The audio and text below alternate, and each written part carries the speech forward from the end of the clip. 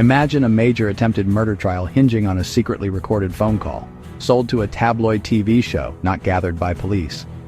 That's the Amy Fisher and Joey Buttafuoco saga. This wasn't just a crime. It was a media event that blurred the line between journalism and justice. The story began on a quiet Long Island street, but soon the entire nation was obsessed.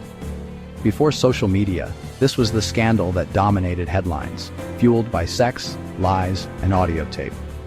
The cast, a troubled teen, a charismatic family man, and a violent act that shattered suburbia. The question, who was telling the truth? The answer would come from the most unlikely place. The case became a cultural phenomenon, spawning 3 TV movies in 1 week and turning ordinary people into household names. Reporters camped on lawns, tabloids paid for information, and every detail was splashed across front pages. This was aggressive, invasive coverage that changed how criminal cases played out in public. For the first time, the tabloid machine became an active player in a legal drama. Evidence gathered for TV specials became critical in court.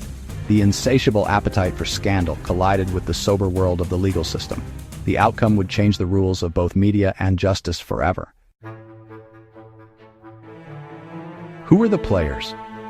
Amy Fisher, a 17-year-old from Long Island, labeled the Long Island Lolita by the press.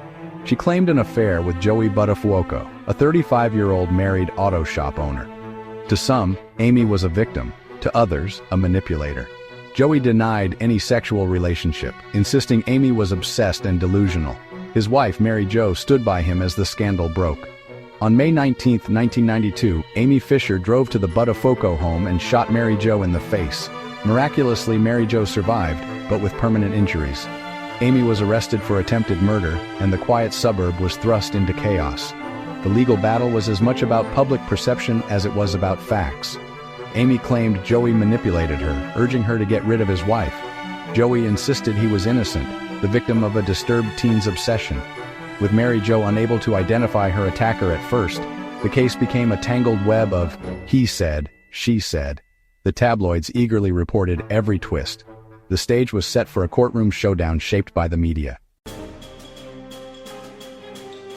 The Amy Fisher case became a media-feeding frenzy. Tabloids and TV shows paid for exclusives, turning the story into a nightly soap opera. Sources sold information to the highest bidder, not the police. Amy Fisher herself wore a wire, not for law enforcement, but for a TV show. She recorded calls with Joey, hoping to catch him in a lie. These tapes, made for television, became the most crucial evidence in the case. Joey's intimate conversations with Amy contradicted his public denials. The police and prosecutors found themselves relying on evidence gathered by journalists. The tapes, intended for ratings, were now in the hands of the district attorney. Investigators had to sift through hours of audio, recorded for drama, not accuracy. The media's pursuit of scandal had produced the key to the case. Headlines were about to become courtroom evidence.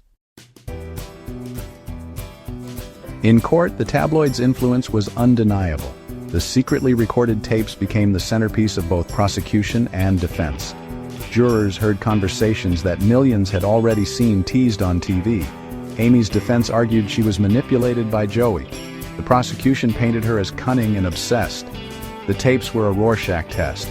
Each side saw what they wanted. Amy Fisher pleaded guilty to first-degree assault and was sentenced to prison. But the tapes had a second life. Joey Buttafuoco was charged with statutory rape. The prosecution argued the calls proved a sexual relationship. Joey's defense claimed media manipulation. But Joey's own words were compelling. He was convicted and served jail time. The verdicts were shaped by evidence that began as tabloid entertainment. The media hadn't just covered the story, they'd helped decide it. The line between news and justice was forever blurred. The Fisher-Buttafuoco case changed tabloid journalism forever. It proved the public craved true crime stories told like reality TV. Paying for stories became standard, blurring ethical lines. The legal system learned hard lessons about media influence. More gag orders, sequestered juries, and strategic silence followed. The case showed how media frenzy could shape evidence, sway juries, and even create new facts. For the public, it merged news and entertainment, turning real tragedy into a national soap opera. This format became the blueprint for today's true crime documentaries. We learned to consume real-life drama as entertainment. The story is a critical chapter in media history, a warning about the power of narrative. Always question the headlines. The truth is rarely simple. For more deep dives into landmark cases, subscribe to our channel.